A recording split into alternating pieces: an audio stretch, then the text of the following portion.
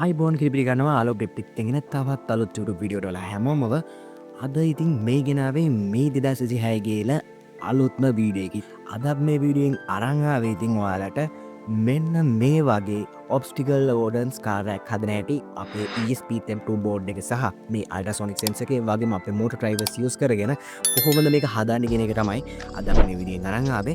ගොඩක් තැන්වල ඉතින් නැහැ මේ ESP32 න් කොහොමද අල්ට්‍රාසොනික් සෙන්සර් එකක් සහ මේ වගේ මෝටර් ඩ්‍රයිවර්ස් යූස් කරගෙන කොහොමද ඔබ්ස්ටිකල් ඕඩන්ස් කාර්යයක් හදන්නේ කියන එක ගැන. ඉතින් අපි අද මේ වීඩියෝෙන් බලමු කොහොමද මේක හදන්නේ වගේම මේක ඇතුළේ තියෙන ටෙක්නොලොජි මොනවද මේවා ගැන A to Z නේද අපි කතා කරමු. එහෙනම් වැඩි කතා නැතුව අපි යමු අපේ වීඩියෝ එකට. හරි මෙතින් අපිට ඕනකන පාස් ටික අපිට මේකට බැට්‍රි පැක් එකක් ඕනවා මේ වගේ. ඒ වගේම අපිට ඕන නොතව බෙඩ් බෝඩ් එකක්. ඊට අමතරව මේ තියෙන අපේ චූටි මොලකාරය මේ තමයි ESP32 බෝඩ් එක. ඊට පස්සේ ඉතින් අපිට ESP32 බෝඩ් එක ප්‍රෝග්‍රෑම් කරගන්න ඕන මේ විදිහේ මයික්‍රෝ USB කේබල් එකක්. ඊට අමතරව අපිට ඕනවා මෙන්න මේ වගේ අල්ට්‍රාසොනික් සෙන්සර් එකක්. ඔයාලා මේ අල්ට්‍රාසොනික් සෙන්සර් එක ගැන දන්නවද? මුලින්ම එනම් බලලා ඉඳන් මේ අල්ට්‍රාසොනික් සෙන්සර් එක කියන්නේ මොකක්ද කියලා. ඔයාලට දැන් මේක මුලින්ම පැහැදිලි කරන්නම්. මෙන්න මේ තියෙන අල්ට්‍රාසොනික් සෙන්සර් එක ඇත්තම කතාව අපි මේ කායක යූස් කරන මේ රෝදවත් මේ මෝටර් ඩ්‍රයිවර් එකවත් ESP32 එකවත් නෙමෙයි මෙතන තියෙන ලොකුම දේ. මෙතන තියෙන ලොකුම දේ තමයි මෙන්න මේ තියෙන අල්ට්‍රාසොනික් සෙන්සර් එක. ඔයාලා දන්නවද ඉතින් අල්ට්‍රාසොනික් සෙන්සර් එකක් කියන්නේ මොකක්ද කියලා? නෑ නේද? ඔයාලට ඉතින් මේ අල්ට්‍රාසොනික් වේව්ස් ගැන ඔයාලට ඉස්කෝලේදීත් ගොඩක් දුරට කියලා දෙනවා. ඒ වුණාට මම පොඩ්ඩක් මෙතනදී පැහැදිලි කරන්නම් මොකද්ද සරලවම මෙතන වෙන්නේ කියලා. මේ අල්ට්‍රාසොනික් වේව් එකේ වෙන්නේ යන්නේ මෙතන මේ තියෙන සෙන්සර්ස් දෙකක් වලට පේනවනේ. මේ සෙන්සර්ස් දෙකෙන් එක සෙන්සර් එකකින් පිට කරන එක වේව් එකක්. හරිද? ඒ කියන්නේ මේ වේව් එකෙන් තරංගයක්. ඒ තරංගේ යවලා ඔයා හිතන මොකර ඔබ්ජෙක්ට් එකක් තියෙනවා නැත්නම් බිත්තියක් තියෙනවා කියලා. ඒ බිත්තියේ වැදිලා අනිත් පැත්තට ඒ තරංග රිටර්න් ආයි ආපස්සට එනවා. එතකොට ඒක ආපස්සට ආවහම මෙන්න මෙතන තියෙන මේ දෙවෙනි සෙන්සර් එකෙන් ඒක ඩිටෙක්ට් කරගන්නවා. ඒ කියන්නේ ආපස්සට එනවනේ සිග්නල් එක. ඒක මේකට ඩිටෙක්ට් වෙනවා. එතකොට ඒකට ඩිටෙක්ට් වුණාම මෙයා අපිට සිග්නල් අවුට්පුට් එකක් දෙනවා. ඔන්න මෙතන ඔබ්ජෙක්ට් එකක් තියෙනවා කියලා. අපි මේ සිග්නල් අවුට්පුට් එක යූස් කරගෙන තමයි අපේ මේ කායර සම්පූර්ණයෙන් ප්‍රෝග්‍රෑම් කරලා අපි හදන්නේ මේක ඔබ්ජෙක්ට් එකක් තිබ්බොත් නවතින්න හැරෙන්න මේ වගේ ගොඩක් දේවල් ප්‍රෝග්‍රෑම් කරන්නේ මේක. ඉතින් මේ ටෙක්නොලොජි ගැන කතා කරොත් එහෙම ඇත්තම කතාව මේක වවුලගේ කොපි කරපු ටෙක්නොලොජියක් කියලා සාරවම කියන්න පුළුවන්. ඔයාලා දන්නවා ඇති වවුලත් රැට ගමන් කරනකොට එයාත් සිග්නල් එකක් ඒ කියන්නේ කටහඬින් සිග්නල් එකක් යවනවා. යවලිලා මොකක් කර ඔබ්ජෙක්ට් එකක් තියෙනවනේ ඒක අනිත් පැත්තට වැදිලා යනි කනට එයා ශ්‍රේණය කළා ඒක අඳුරගත්තාම එයා දන්නවා මෙතන ඔබ්ජෙක්ට් එකක් තියෙනවා මෙතනට යන්න ඕනේ නැහැ වගේ දෙයක් එතනක් වෙනවා. එතනක් වෙන්නේ මේ අල්ට්‍රාසොනික් වේව් වල සමාන දෙයක් තමයි ඇත්තම කතාව. ඒ වගේම කතා කරොත් අද ලෝකේ තියෙන ගොඩක්ම ඩ්‍රෝන්ස් වලට රොබොට්ස්ලට ඒ වගේම ගොඩක්ම සමහර වාහන වලට පවා මෙන්න මේ අල්ට්‍රාසොනික් සෙන්සර්ස් අද වෙනකොට යූස් වෙනවා. ඒකින්ද යාළුවනේ ඔයාලා හිතන්න එපා ඔයාලා මේ ඉගෙන ගත්තේ එසේ මෙසේ දෙයක් නෙමෙයි. ඇත්තම කතාව ඔයාලට ඉස්සරහට ලොකු ප්‍රොජෙක්ට් ගොඩක් කරන්න පුළුවන් සෙන්සර් එකක් තමයි මේ අල්ට්‍රාසොනික් සෙන්සර් එක. ඔයාලට තියෙන්නේ හොඳට හිතලා බලලා වැඩ කරන්න විතරයි. මං හිතනවා ඔයාලට මේ අල්ට්‍රාසොනික් සෙන්සර් එක ගැන තේරෙන්නේ නැති කියලා. ඒ වගේම ඔයාලට මොනවා හරි තේරෙන්නේ නැති කරුණු තියෙනවා නම් මේ අල්ට්‍රාසොනික් සෙන්සර් එක ගැන පල්ලෙහාන් කමෙන්ට් එකක් දාන්න. මං ඔයාලට ඒ දේවල් ගැන අනිවාර්යෙන් කියලා දෙන්නම්. හරි මං හිතන ඔයාල අල්ට්‍රාසොනික් සෙන්සර් එක ගැන හොඳට ඉගෙන ගන්න කියලා. ඊට පස්සේ ඉතින් අපිට ඕන වෙන්නේ මෙන්න මේ තියෙන චැසි එක. මම නම් මේක ඉතින් ගෙදර හදාගත්තේ. මේ චැසි එකට මම යූස් කරලා තියෙන්නේ ගියර් මෝටර්ස් දෙකක් එක්ක ගියර් මෝටර් සෙට් එකට මෙන්න රෝද දෙකකුයි. ඊට අමතරව අපිට මෙන්න මේ જાතියේ L298 කියන මෝටර් ඩ්‍රයිවර් එකක් ඕන වෙනවා. මේක වෙනද පොලේ නම් ලොකු මුදලක් වෙන රුපියල් 1000කට අඩුවෙන් වගේ මිලදී ගන්න පුළුවන් මේකත්. මේ මෝටර් ඩ්‍රයිවර් එකත් ඔයාලා අනිවාර්යෙන් ගන්න. මොකද අපිට මේ වැඩේට මේ මෝටර් ඩ්‍රයිවර් එකත් ඕන වෙනවා. එහෙනම් අපි බලමු ඉතින් කොහොමද අපේ මේක ෆික්ස් කරගන්නේ කියලා. මං හිතනවා ඔයාලට මේ සර්කිට් ඩයග්‍රෑම් එකත් දැන් දාන්නම්. එහෙනම් අපි බලමු මේක හදන්නේ කොහොමද කියලා. හරි ඉතින් ඔයාලට මම දැන් මුලින්ම කියන්නම් මේ මෝටර් ඩ්‍රයිවර් එකට මම මේක ෆික්ස් කරන් තියෙන හැටි ගැන.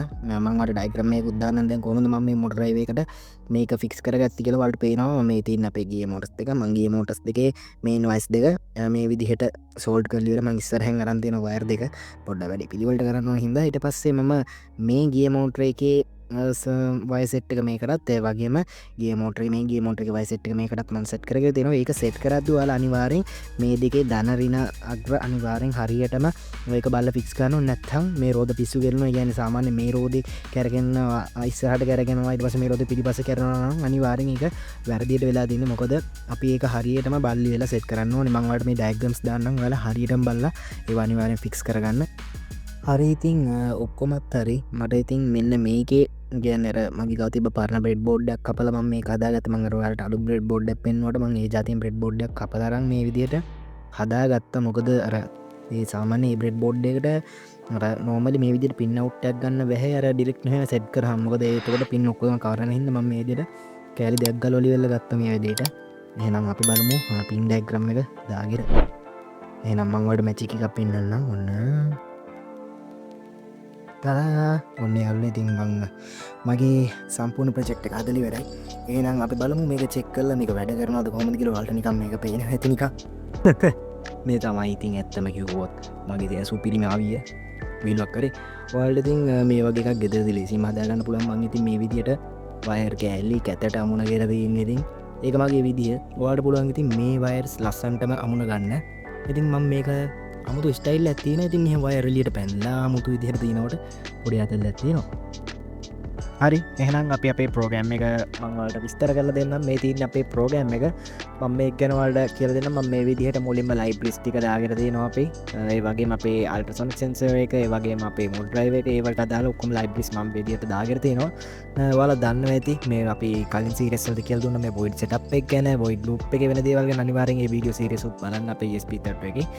මම මෙතනදී මේ void setup එකේ අපි සඳහන් කරගෙන තියෙනවා අපේ අල්ට්‍රාසොනික් සෙන්සර් එක සහ මොඩ් ඩ්‍රයිවර් එකට අදාළ පින්ස් මොනවද ඒවා අවුට්පුට් කියන එක මම මේ විතර සඳහන් කරලා තියෙනවා. ඊට පස්සේ මම මෙතන මගේ void loop එකේ දාලා තියෙනවා කොච්චර ඩිස්ටන්ස් එකකින්ද අපේ අල්ට්‍රාසොනික් සෙන්සර් එක ඩිටෙක්ට් වුණාම මේකෙන් අපිට අවුට්පුට් එක එන්න ඕනේ. ඒ කියන්නේ දැන් අල්ට්‍රාසොනික් සෙන්සර් එකට අපිට දෙන්න පුළුවන් ඩිස්ටන්ස් එක සෙන්ටිමීටර්ස් වලින් මම මේකට සෙන්ටිමීටර් 20ක වගේ පොඩි ප්‍රමාණයක් දීලා තිනවා. එතකොට සෙන්ටිමීටර් 20ක අවටදී මොකක් හරි බාධකයක් හම්බුනොත් අපිට සිග්නල් එක යන විදිහට තමයි මම මේකේ ප්‍රෝග්‍රෑම් එක ලියලා තියෙන්නේ.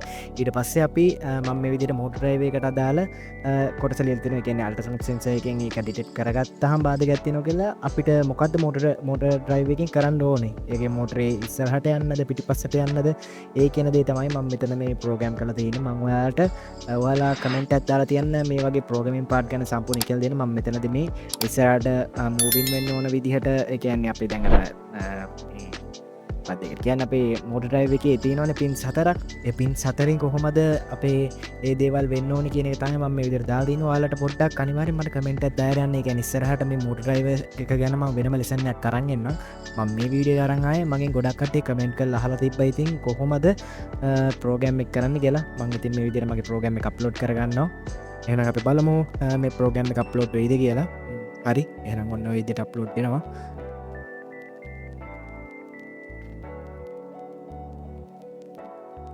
එහෙනම් ඉතින් අපි බලමු කොහොමද මේක වැඩ කරන්නේ කියලා. මම හිතනවා ඔයාලටත් මේක හදාගන්න පුළුවන් වෙයි. මම පල්ලෙහැමත් දාලා තියෙනවා මේකේ සම්පූර්ණ වයර් ඩයග්‍රෑම් එකයි. ඒ ටිකයි අපේ මේ ඩිස්ප්ලේ වෙන්නත් දාලා තියෙනවා ඔයාලට මේකේ සර්කිට් ඩයග්‍රෑම් එක. ඔයාලට ඒකේ විදිහටම මේක සම්පූර්ණයෙන් ෆික්ස් කරගන්න පුළුවන්. ඉතින් ඒක තමයි අපිට එනම් චෙක් කරලා බලමු.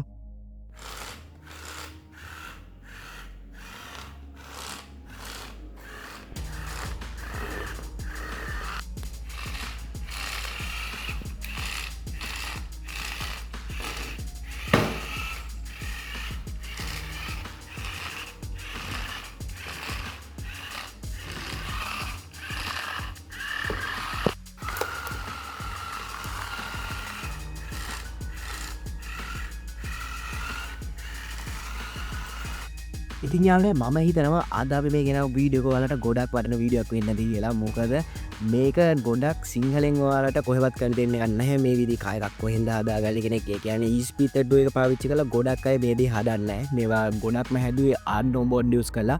අපි ඉතින් Arduino වලින් අයින් වෙලා දැන් අලුත්ම ජෙනරේෂන් එකට ඕන වෙන ESP32 එකත් එක්ක ඉස්සරහටම යමු. ඒකින්ද ඔයාලා අනිවාර්යෙන් අපි subscribe කරලා bell icon එක all දාලා තියන්න. මේ වගේ ESP32 වලින් අලුත් වැඩ කරන වීඩියෝස් බලන්න ඕන. ඒ වගේම අනිවාර්යෙන් පල්ලෙහා තියෙන like button එක click කරලා අනිවාර්යෙන් ඔයාලගේ යාළුවන්ට share කරන්න මේ වගේ දේවල් ඉගෙන ගන්න කැමති. එහෙනම් යාළුවනේ ඔයන් හිතනවාද මෙන්න මේ අල්ට්‍රාසොනික් සෙන්සර් එකේ තිබ්බ ටෙක්නොලොජි එක ඒ වගේම මේක හදන හැටි මේක ඔයාලට ඉස්සරහා වර්ල්ඩ් එකට කොහොමද යූස් කරගන්න පුළුවන් වෙන්නේ කියන එක ගැන හොඳ අවබෝධයක් එන්න ඇති කියලා මම විශ්වාස කරනවා. ඒක ගැන තේරුණා නම් අනිවාර්යෙන් කමෙන්ට් එකක් දාන්න. ඒ වගේම ඔයාලගේ ඉතින් තවත් මොන හරි අදහස් තියෙනවා නම් ඉස්සරහට අප් කරන්න ඕන වීඩියෝස් ගැන අනිවාර්යෙන් ඒකත් කමෙන්ට් එකක් දාන්න. එහෙනම් තවත් අලුත් වීඩියෝ එකක් හම්බ වෙනකම් ඔයාලා හැමෝටම සුබ දවසක්. good luck.